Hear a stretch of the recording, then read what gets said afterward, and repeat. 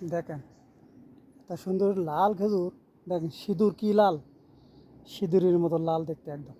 দেখছেন একবারে সিঁদুর। দেখেন কি পরিমাণের লাল। আর বেশি দিন, আর এক সপ্তাহের ভিতরে শেষ এই খেজুর, অন্য খেজুর আসবে এখন।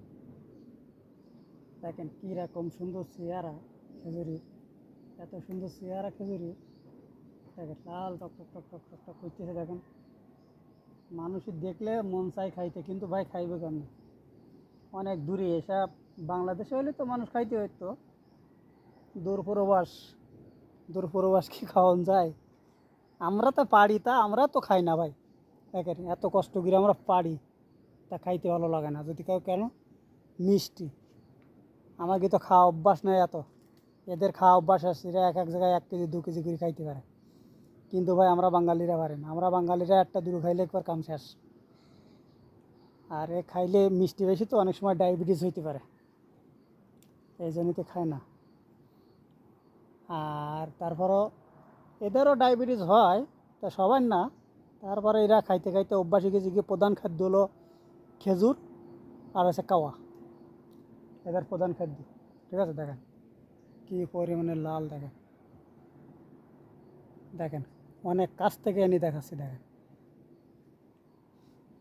এত লাল, দেখেন কি সুন্দর লাল। সিঁদুর যেরকম ওরা কপালে সিঁদুর, একদম সেরকম লাল। ঠিক আছে, একবারে সিঁদুরের মতো লাল। দেখেন একবারে সিঁদুরের ভিতরে সিঁদুরের মতো লাল,